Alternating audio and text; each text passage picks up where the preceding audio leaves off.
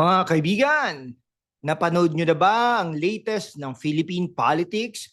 Si VP Sara nasa gitna na naman ng kontrobersiya, impeachment, fake polls, at mga akusasyon ng pagtataksil. Pero teka, sino talaga ang nasa likod ng mga ito? Si Llamas, Hontiveros, Robredo, o si Marcos mismo? Ngayong araw, bubusisiin natin ang mga nangyayari sa politika with a weeks of meat, wheat, meat daw. Dahil dyan, magkape muna po tayo. Sarap ng init niya, no?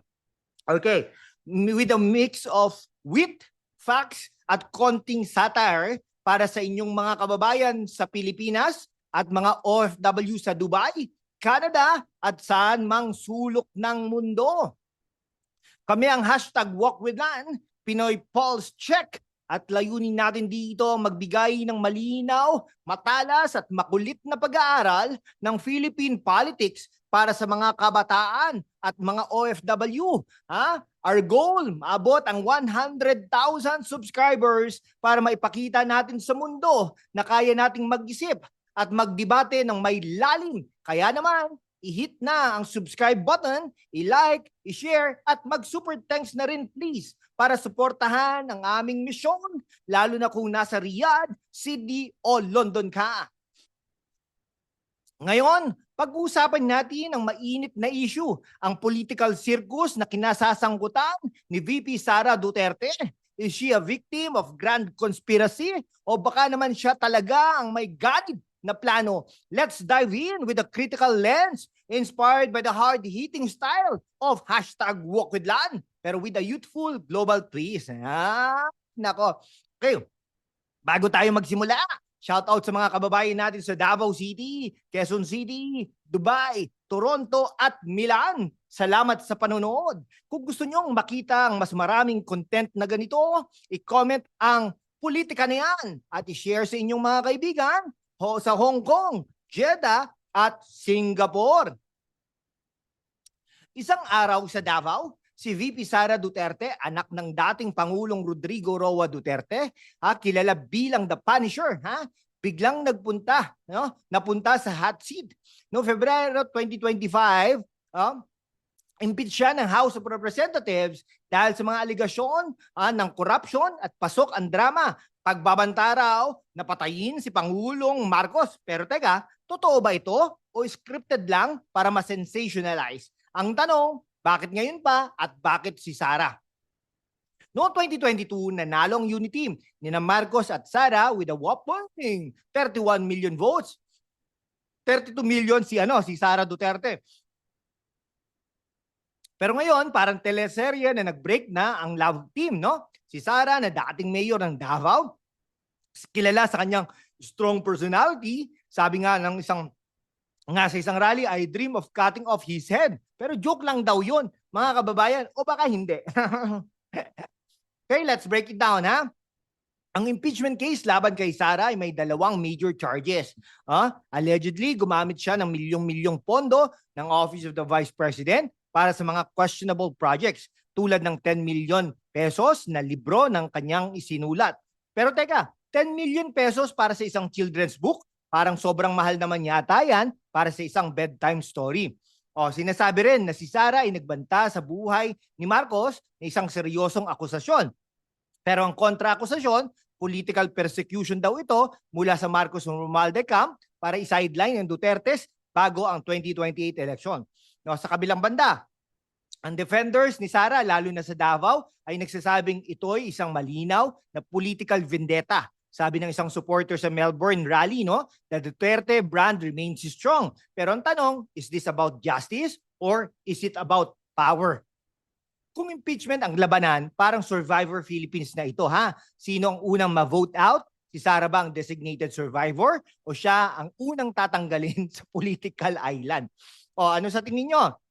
Mga kaibigan, legit ba ang impeachment o political drama lang? I-comment ang baba, I-share sa inyong mga kaibigan sa Abu Dhabi at Vancouver. Okay, ngayon, pag-usapan natin ang pangunahing players sa drama na ito. Una, si Llamas. Sino ba ito? Pero alam mo dati Ewan ko. Ayon sa balita, sinasabing posibleng suportahan ni Marcos ang mga hindi pabor kay Sara. Pero teka, hindi ba si Marcos ang kasama ni Sara sa unity team? Parang love story na biglang nag-break up dahil sa third party? Si Senator Riza Hontiveros naman, kilala sa kanyang matalas na pagtatanong sa budget hearings. Pero nung nagtanong siya tungkol 10 million, sa 10 million pesos na libro ni Sara, biglang nagkainitan. Sabi ni Sara, hindi naman niya ako tinulungan, so ano ang isusumbat niya? Parang away sa palengke ha, pero sa Senado. Si Leni Robredo naman, ang reformist na natalo noong 2022 ay tahimik pero may malakas na suporta pa rin. Ang kanyang mga kandidato tulad ni na Francis Pangilinan ay nagbigay ng dagdag na kulay sa midterm elections. No? At si Marcos, siya ang pangulo pero ang approval rating niya ayon sa surveys ay bumagsak sa 25% matapos arestuhin si ex-President Rodrigo Roa Duterte. Let's be critical ha. Si Leamas at ang Marcos camp ay sinasabing may plano na i-neutralize ang mga Duterte para sa 2028 elections. Pero bakit? Simple, power. Ang Marcos at Duterte ang dalawang pinakamakapangyarihang dynasty sa Pilipinas at parang Game of Thrones na ito. Sino ang uupo sa Iron Throne ng Malacanang? Si Hontiveros, bagamat progresibo, ay inaakusahan ng mga pro-Duterte na bias laban kay Sara. Halimbawa, ang kanyang pagtatanong sa budget ng OVP ay tinawag ni Sara na politicizing. Pero sa kabilang banda, ang trabaho ng senador ay mag-imbestiga, di ba? So is she just doing her job or is she part of a bigger plot? Si Robredo naman, kahit hindi direktang kasali sa impeachment, ay may impluwensya pa rin sa oposisyon. Pero ang tanong, is she a genuine reformist or is she just waiting for the right moment to strike? At si Marcos na sinasabing mahina ang public speaking skills ay nahihirapan na i-defend ang kanyang desisyon na i-aresto si Rodrigo Roa Duterte. Kung ang Philippine politics ay isang pelikula, si Llamas ang extra na biglang sumikat. Si Hontiveros ang direktor na laging may plot twist. Si Robredo ang silent heroine at si Marcos siya ang bida na parang laging nagkakamali ng linya. Pero si Sara, siya ang action star na hindi natitinag kahit ilang baril ang itutok sa kanya. Sino sa tingin nyo ang tunay na kontrabida? I-comment nyo ang inyong opinion at i-share sa mga kaibigan nyo sa Singapore, Riyadh at Sydney. Isang araw lumabas ang balita. Karamihan ng Pilipino gusto raw i-impeach si Sara. Pero teka, totoo ba ito? Ayon sa Manila Times, ang social weather stations at Okta Research ay inakusahan ng pagpapakalat ng fake polls na nagpapakita ng maling suporta sa impeachment. Sabi ng isang column, ito raw ay bahagi ng Marcos Romualdez propaganda para siraan ang Dutertes. At ang disinformation, grabe ang Marcos camp ay inakusahan na gumagamit ng vloggers at social media para i-rebrand ng kanilang pamilya noong 2022. No? Pero teka, ang Duterte camp din naman ay may sariling pro-Duterte vloggers. Parang laban ito ng mga influencers Pero ang premyo ay ang puso ng mga botante. Ang fake polls ay isang seryosong issue.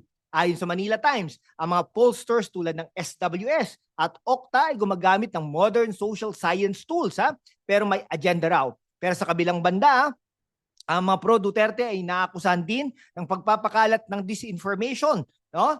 Lalo na sa social media. Ang resulta, nahihirapan ang ordinaryong Pilipino, lalo na ang mga OFW sa Dubai, Canada at Australia na malaman ang totoo.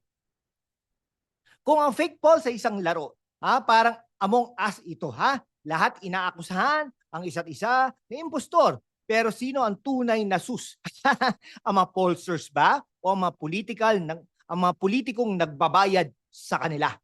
Anong opinion nyo dito tungkol sa fake polls? I-comment sa baba at i-share sa inyong mga kaibigan sa Hong Kong at Abu Dhabi. Ngayon, pag-usapan natin ang mas seryosong bahagi.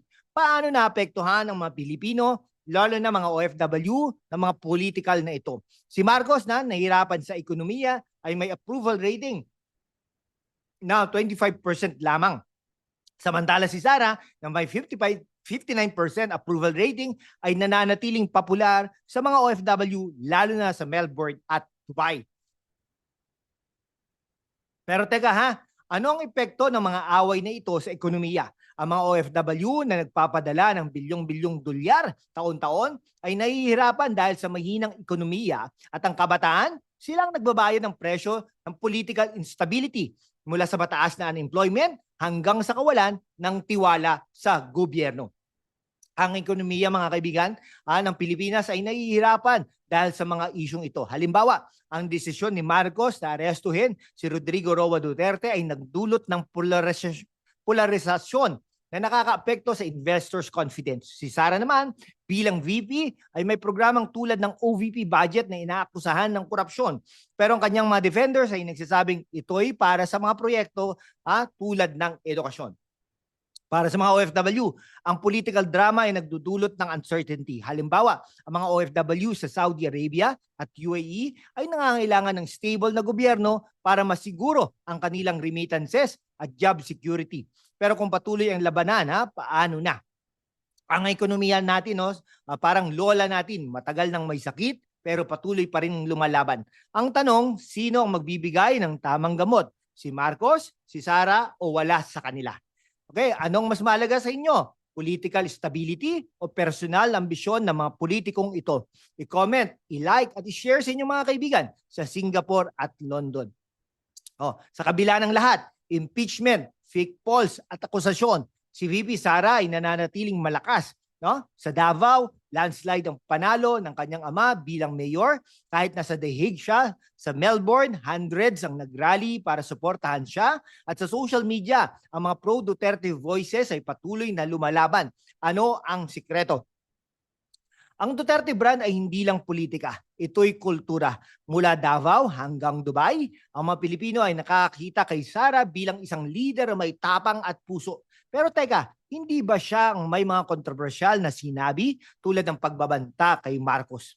Ang lakas ni Sara ay galing sa kanyang grassroots support, lalo na sa mga OFW at sa Mindanao. Pero ang kanyang mga kalaban, mula kay Liamas hanggang Hontiveros, ay may sariling suporta rin, lalo na sa urban areas tulad ng Quezon City at Manila. Ang tanong, sinong mananalo sa long game at paano ito makakaapekto sa 2028 elections? Si Sara, parang superhero na laging may comeback. Pero ang tanong, siya ba ang Wonder Woman ng Pilipinas o baka naman siya ang Joker na laging may sorpresa? Ano sa tingin ninyo, ang susunod na chapter ng Duterte saga? I-comment ang inyong predictions at i-share sa inyong mga kaibigan sa Hong Kong, Toronto at Riyadh. Mga kaibigan, sa episode na ito, tinignan natin ang political circus sa Pilipinas mula sa impeachment ni VP Sara hanggang sa mga akusasyon laban kina Liamas, Hontiveros, Robredo at Marcos. Ang take-home message, ang politika natin ay parang chess game. Lahat may galaw, pero hindi lahat malinaw ang intensyon. Si Sara ba ang biktima o siya ang mastermind? Si Marcos ba ang bida o siya ang kontrabida? At ang mga OFW at kabataan, kayo ang tunay na magdidesisyon na hinintay natin.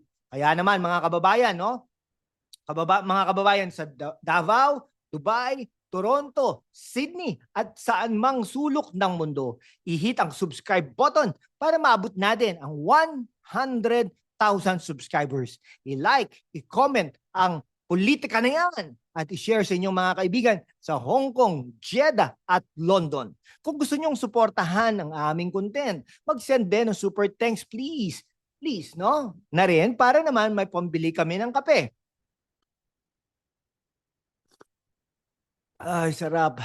Habang ginagawa ang susunod na episode, salamat sa panonood at hanggang sa susunod na #WalkWithLan, Pinoy Pulse Check, mabuhay.